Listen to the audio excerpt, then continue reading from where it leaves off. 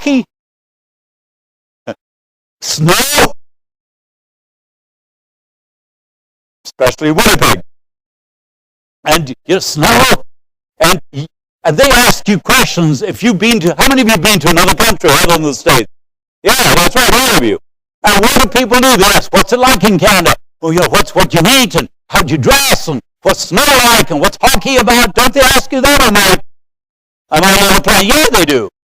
But when people come here, because our country's had so much immigration, when people says, oh, I'm from Pakistan, we say, oh, that's nice. Eh? And then we say, did you watch the game last night? All it takes, and this is not rocket science, all it takes is a little bit of respect and interest in the other person. You see, when people come to Canada, you know what they're looking for? They're looking for friends. They're looking for friends. And the first person that becomes a friend will probably be their friend for the rest of their life. It's true. I was speaking for the Olympics. I was not in the Olympics, but I was speaking in Vancouver. They invited me to come and do evangelism training for all of the Lower Mainland ahead of the Olympics, and I was in all the major churches training hundreds and hundreds of people. And the Salvation Army got the permission to give out bottled water on the SkyTrain in Vancouver. A number of organizations like March of Dimes and a number of Diabetes Society all bid to get into to give away the bottled water. The Salvation Army won. You know why? Because the lady that was in charge of making the decision of which nonprofit got to give away the bottled water was a daughter of a family that came from Eastern Europe at the end of the Second World War. They came to Canada running away with nothing. When they landed in Canada, it was Christians from the Salvation Army that helped them as a new family and got them, found them a place to live and looked after them. Now, some 50 years later, when it came to give out the permissions for giving bottled water in the SkyTrain, the Salvation Army gets it, because one lady never forgot what the Christian Salvation Army did when they came to this country. That is right. But the great news is we can all do that. It's not that complicated. We can all do that. So we were in respect. A Dutchman in one of the seminars I did said this. He said, we have a Korean group that rent our church building. And he said, they invited us as the Dutch leaders to meet with them for dinner. So we went, and they had prepared a special dinner with all the Korean leaders, with all our Dutch leaders. Halfway through the meal, one of the Dutch guys said, hey, just a minute, we're eating with forks and knives. Don't you guys use chopsticks? And the Korean man said this, yes, we use chopsticks, but we're using forks and knives out of respect. And then the Dutch man said this, he said, we didn't even think of using chopsticks when they would come to us. Respect.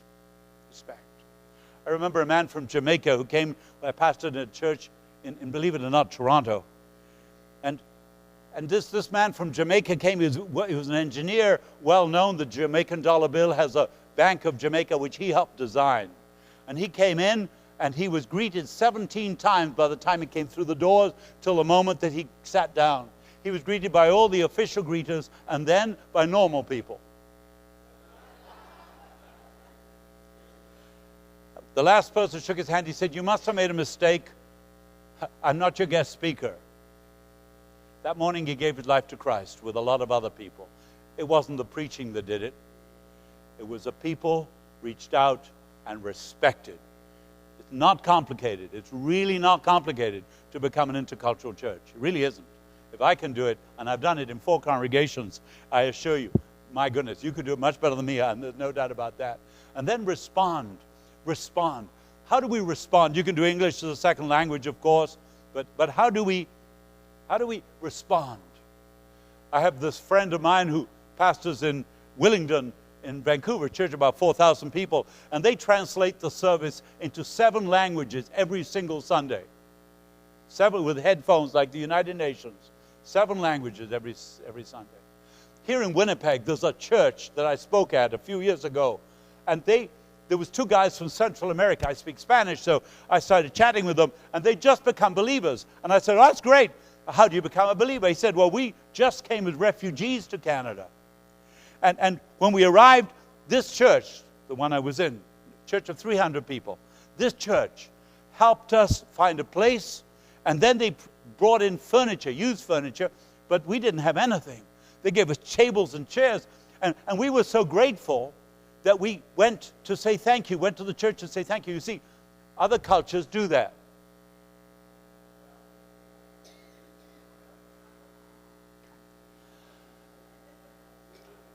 Okay? And then they said, when we talked to the pastor, he led us to Christ. And the guy that gave out the furniture said, "We give out 1,500 pieces of furniture every year.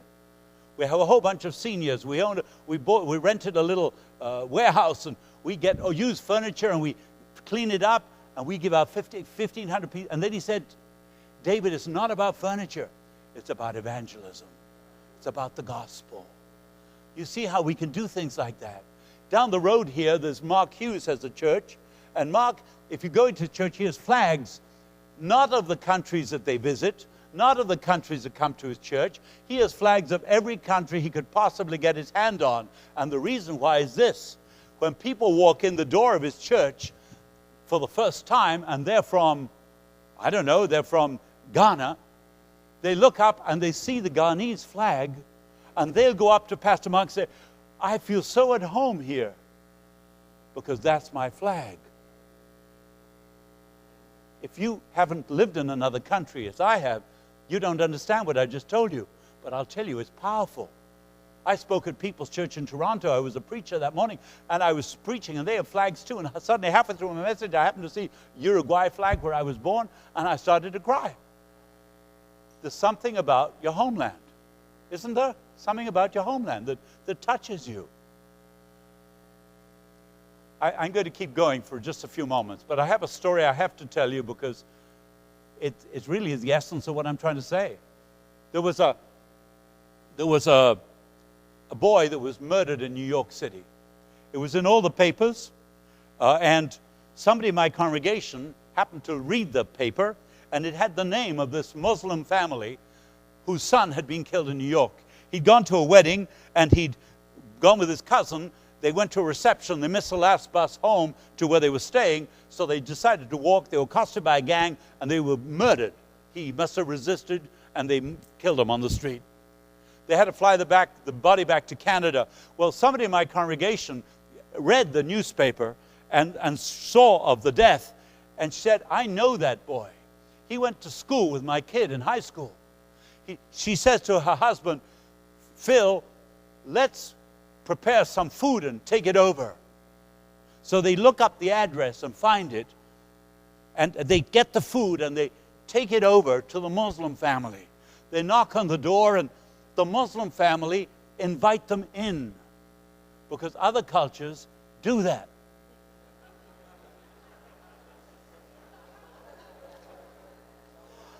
Okay? And then they sit down and they cry, the Christians crying with the Muslims over the death of the child. How could they not? And they give them the cake, and then they ask if they can pray with the Muslims. The Muslims believe in prayer, and they believe even in Jesus. They don't see him as the Christ. And so they pray. And then the Christians ask the Muslims, "How can we help you?" And by the way, this was not a church program. They did it on their own, like if they were Christians or something. And so they found out that the Muslims didn't have vehicles. They were recent immigrants to Canada. And so they said, "We have friends that can pick you up and take you to the doctor's appointments and funeral. We'll help you, and we'll bring you more food." And it was not a church program. They never called the church office. They did it themselves.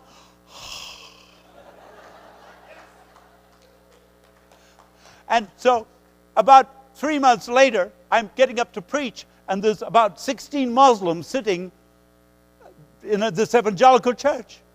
After the sermon, I go down to see, and this Mr. Mohabir, tall, good-looking man, gets up and shakes my hand. Pastor David, he says, I have just become a follower of Jesus, and so have all of them. All of them. And I said, was it the great preaching? And he said, no, it wasn't the great preaching. He said, the mullahs never came, but the Christians came.